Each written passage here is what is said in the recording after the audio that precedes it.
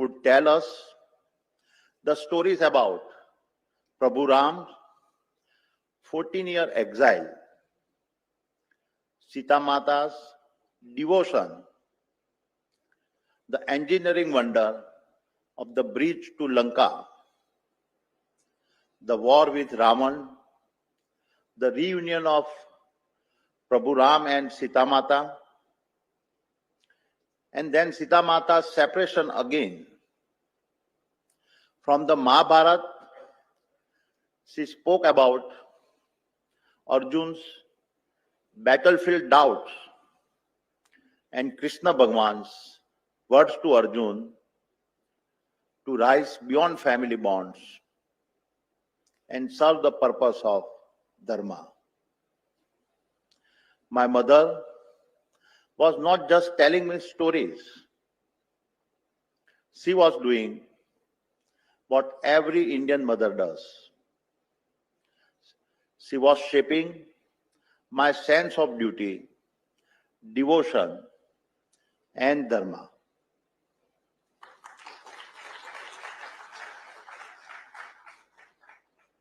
She would tell me, "Beta, રામની શક્તિ તેમના ધનુષમાં ન હતી, તેમના ધર્મમાં હતી. અને ધર્મની રક્ષા એ જ કરી શકે જે પોતાના સ્વાર્થને ભૂલીને પ્રજાના કલ્યાણ માટે પોતે દીપ બની જાય." Prabhu Ram's strength was never in his bow. It was in his dharma. It is only the one who forgets his own ego that can become a lamp for the welfare of his people.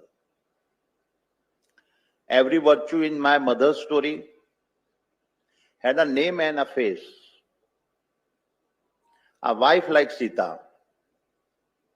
who lit the flame through the exile's night, turning her sorrow to strength and darkness to light. Brothers like Bharat and Lakshman, loyal and true, tied by Dharma in everything that they do. My mother was not just narrating the principles from our epics. She was teaching me how to live them. Mata, Prathama Guru. The mother is indeed the first teacher. And perhaps, after all these years, it was her soft voice that resurfaced when the Ram temple was inaugurated in Ayodhya last year. In that moment, my heart turned not only to celebrations, but also to reflections on the 14 years Prabhu Ram spent in exile. जैसा कि आप सब जानते हैं, 14 साल कोई साधारण संख्या नहीं थी. वह धर्मधारा नियत काल था, जिसने ये सुनिश्चित किया कि राम अयोध्या से निकले युवराज बनकर पर लौटे देवता बनकर.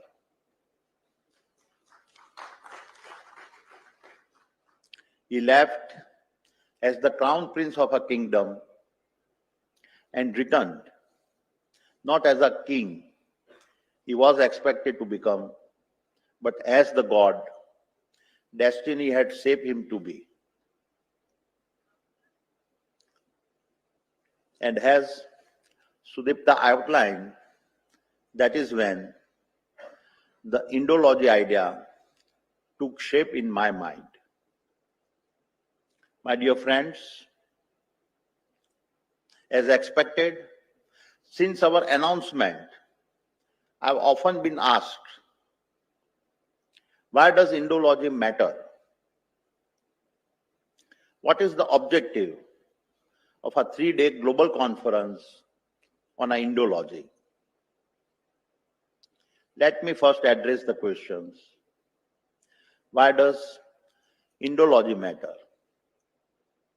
And to do so, let me first define what Indology means to me.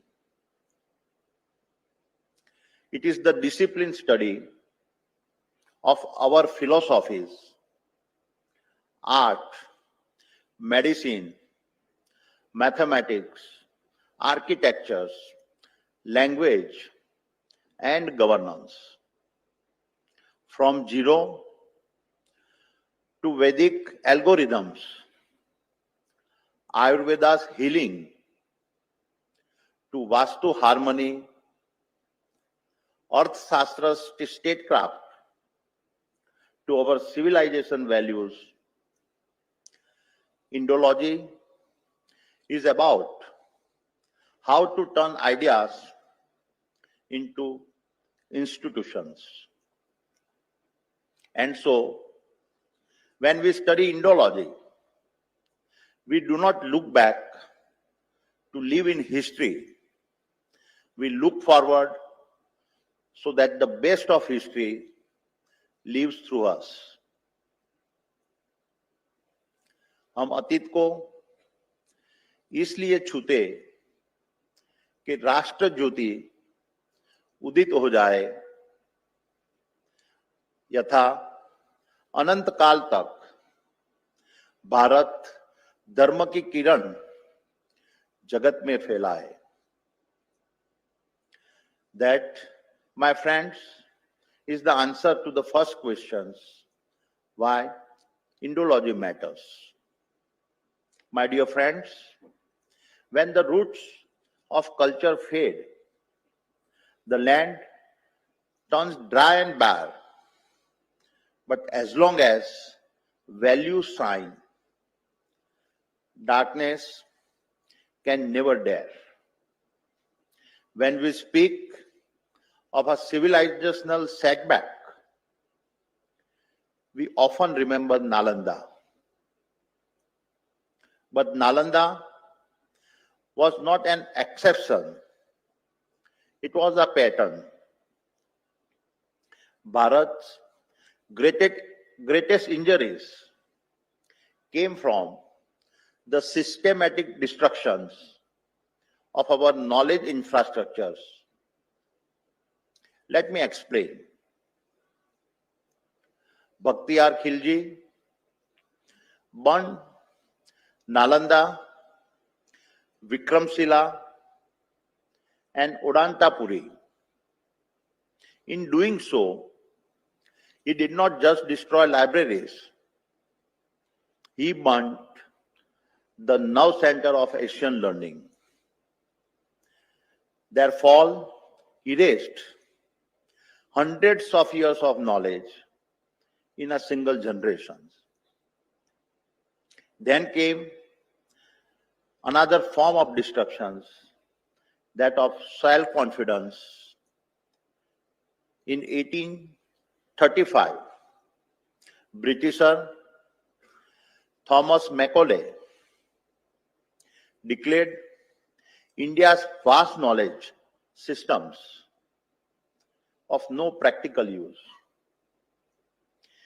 He forced a replacement of thousands of years of our traditional educational model with a clerk producing model. This was not a policy.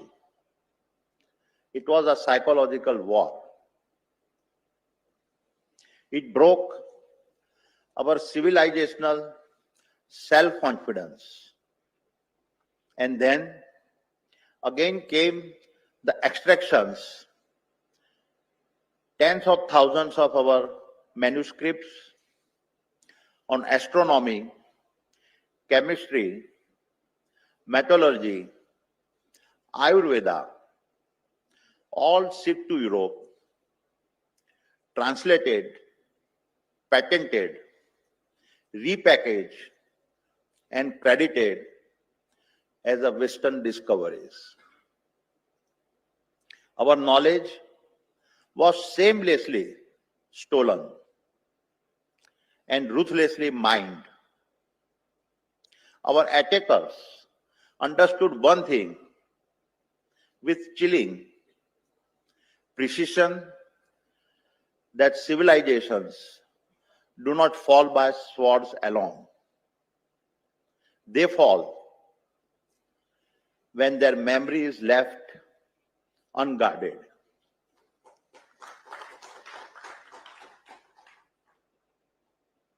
And so they struck not just our people, but our libraries, our universities, and our stories, knowing that if memory breaks, then civilization bends. सभ्यताएं शस्त्रों से नहीं, शिथिल हुई स्मृतियों से ही टूटती है। जहां स्मृति शून्य हो जाती, वही संस्कृति शरण में झुक जाती है। Together, they shattered our cultural confidence and fragmented the discipline of Indology itself. And so, this, my friends, is my answer to the second question, why we need a 3-day conclave on Indology. My dear friends, if those were the assaults of the past, today we face a challenge shaped differently, but just as dangerous. The new forms of invasions do not come with armies or flags. They do not even see themselves as invaders. They claim no territory, but they will seek something far more powerful: our attentions, our habits, and our imaginations. They enter offering tools that feel convenient but slowly shape how an entire society reads, thinks, and remembers. This has been the new phase of a soft warfare, control over cultural memory, and a public thought. And today, this quite civilizational force has arrived in its most powerful form, artificial intelligence. The next frontier that will decide who leads and who follows. Therefore, with it comes the questions: are we ready for what comes next? My dear friends, let me begin by recognizing a simple truth. Progress cannot be paused. And in the case of AI, it has arrived like a tidal force, relentless, unbounded, and utterly transformative. Artificial intelligence is not just another step forward. It is the most powerful inventions humanity has ever unlocked. It is a force reshaping how we work, learn, govern, and even imagine.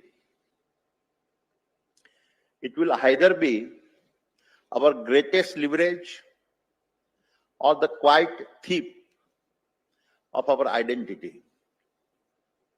And as history teaches us, every transformative breakthrough carries a dark shadow. हर बड़ा महान परिवर्तन अपनी छाया साथ लिए चलता है. जहां उजाला होता है वहीं अंधेरा भी पलता है. Just as the brilliance of nuclear power came with consequences that the world had to adapt, contain, and defend against, AI too brings with it a darker side. One that demands defending through wisdom, responsibility, and above all, preparations. In the context of Indology, this transformative force begins with an unsettling truth. AI is already becoming the world's new teacher, the guide to our past, and the keeper of our civilizational memory. This is where the danger lies, because the mirror that AI holds up today to reflect our heritage is not our reflections. In its current state, AI has no real connections to the roots of our culture, no real understanding of the richness that has sustained us for over 5,000 years. And therefore, it threatens the very essence of the culture that defines who we are. यह हमारी संस्कृति ही नहीं, हमारे अस्तित्व के लिए भी एक चुनौती है. Allow me to now expand on the three new specific threats we now face. First is the threat of our invisibility. In the world of AI, there is a rule known as a data gravity. Manuscripts sitting in a fragmented scans are invisible to algorithms. If we do not digitize them, we are effectively erasing our own knowledge from the future. Second is the threat of a cultural compressions. Indic knowledge is deep.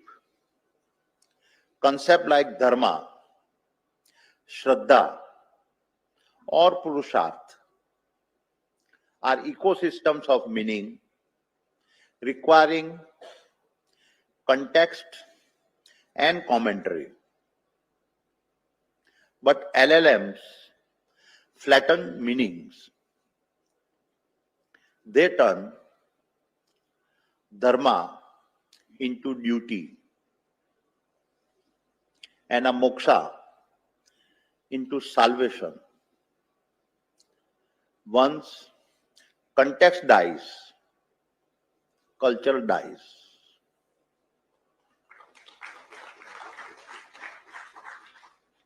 Third is the threat of an alien judgment. These AI models built on safety filters, rooted in Western norms, are like blindfolded gatekeepers, unable to recognize the essence of Vedic practices or the depth of our Itihas. They often dismiss this ancient truth as a mythology or harmful, for they lack the cultural lens to understand them. Let me illustrate these three threats with one simple example. In the years ahead, when a child in Mumbai, a second generation Indian in Boston, or a yoga teacher in Berlin asks, "What is Dharma?" or "What is the essence of Gita?" They will not open a book or seek a teacher. They will ask a machine. And that, my friends, is the real danger. Because if we are civilizations does not actively defend is a cultural and emotional frameworks, human behavior will bend not towards culture or traditions, but towards the cold logic of the machine's algorithms. This shift will be silent, gradual, and will reshape how we feel, learn, and analyze our own country. The transformation is inevitable, but it must be shaped by our intention and not by accident. So allow me to present 5 recommendations for Bharat to reclaim its intellectual agency in the age of algorithms. First, build the Bharat knowledge graph. Create a single digital source of truth, connecting our text, thinker, timelines, and ideas, so that AI learns from authenticate Bharat and not borrowed interpretations. Second, create an India-centric corpus. Launch a standardized Indology benchmark to test if AI understands Nyaya, Vedanta, and our philosophies. Mandate Indian data in every foreign model. Third, strengthen the human loop. Empower scholars to analyze, refine, and correct AI systems. Establish cultural discipline. All AI operating in India must align with our knowledge traditions. Fourth, invest in a human guardians. Establish Indology AI chairs across universities. Train scholars to speak Sanskrit and Python. Mobilize corporates to co-create next-gen cultural techno experts, and finally, make every college a new Nalanda.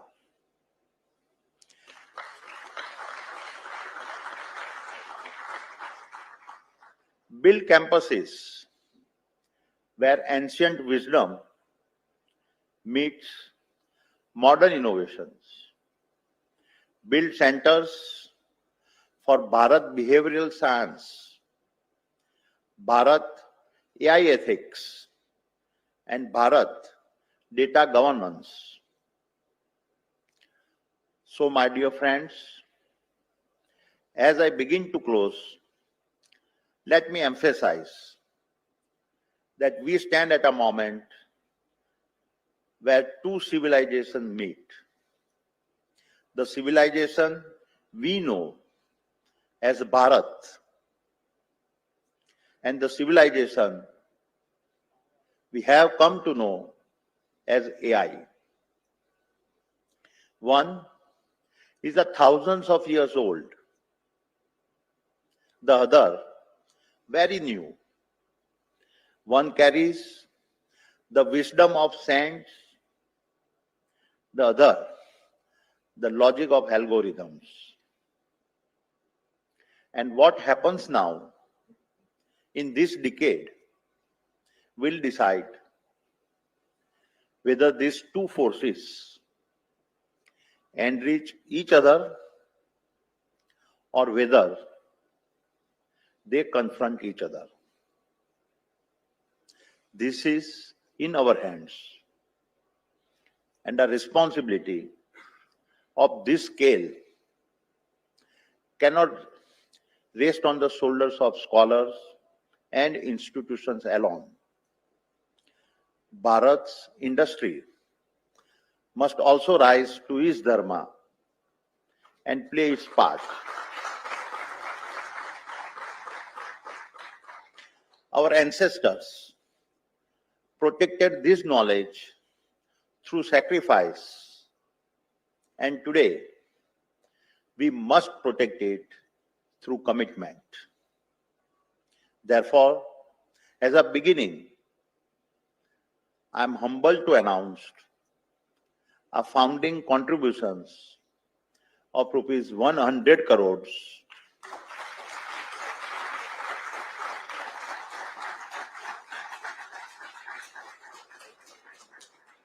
towards building the Bharat knowledge graph and supporting the scholars and technologists who will contribute to this Indology mission.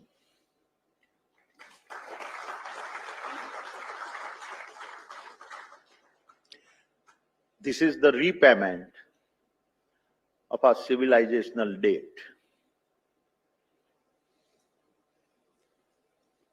हम वह दायित्व निभा रहे हैं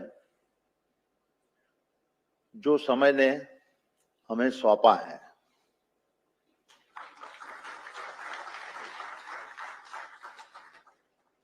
And I warmly invite every corporate house in our nation to stand with us and strengthen this effort.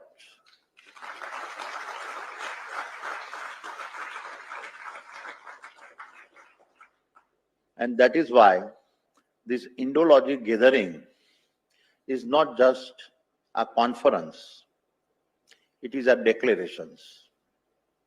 A declarations that Bharat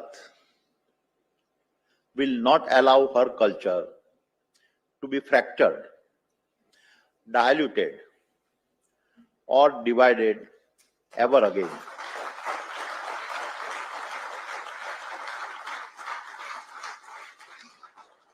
Our declarations that Bharat will not allow her memory to be rewritten as it was after Nalanda.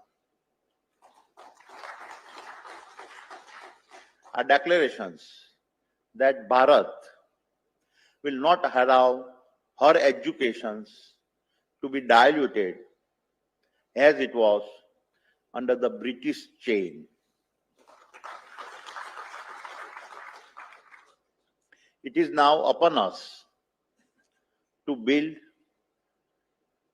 the data sets and algorithms that honor who we are, so that the stories our mothers told us of Prabhu Ram's sacrifices and Sita Ma's courage are never dismissed as a category called mythology.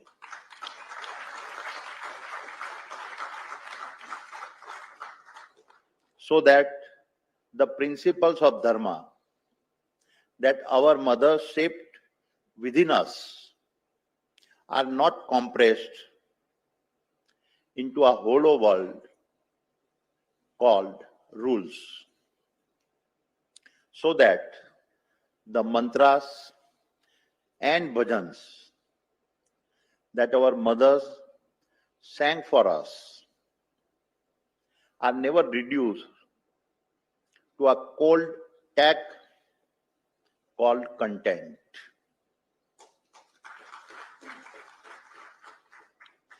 So let this conclave be remembered for a purpose that ensures when a child in Mumbai or an Indian teenager in Boston or a seeker in a Berlin asks their machine, what is Dharma?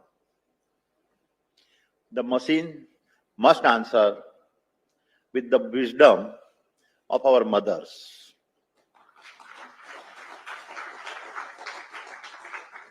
The machine must answer with the truth of our Shastras. And the machine must answer with the knowledge each of you safeguards. And that, my dear friends, in the holy presence of Jagat Guru Shankaracharya ji is the true essence of this Indologic conclave.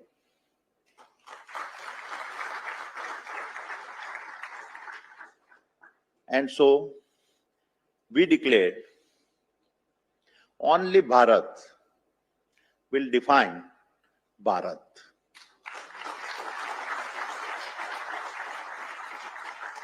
Bharat का इतिहास भारत खुद लिखेगा. Thank you. जय हिंद, जय Bharat.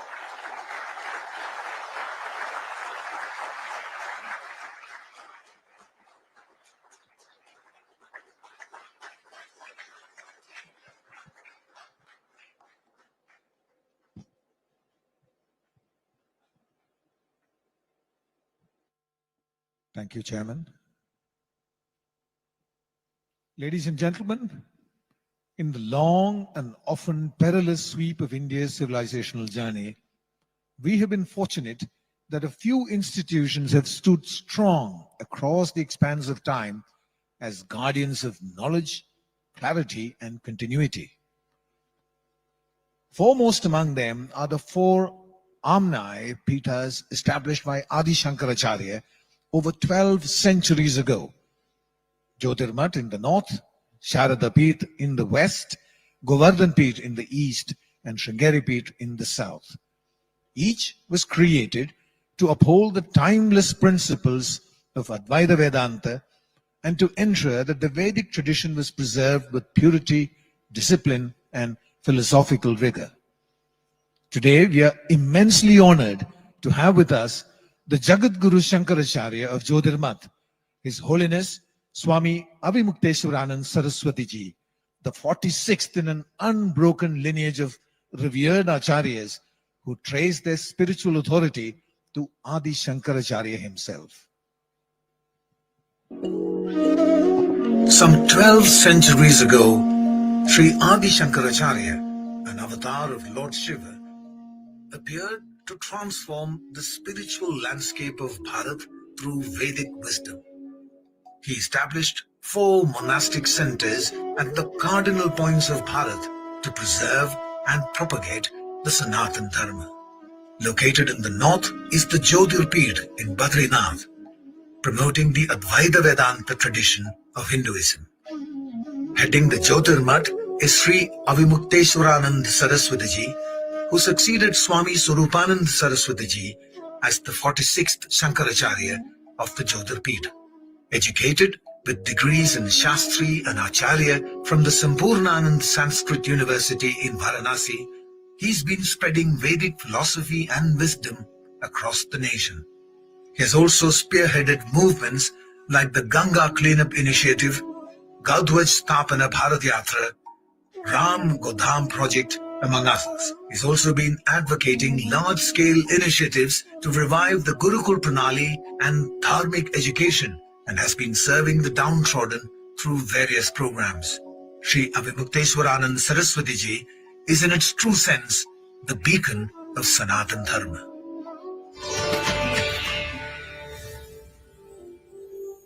We now request His Holiness Swami Avimukteswaranand Saraswati Ji, the Jagat Guru Shankaracharya of Jyotirmath, to address the conclave.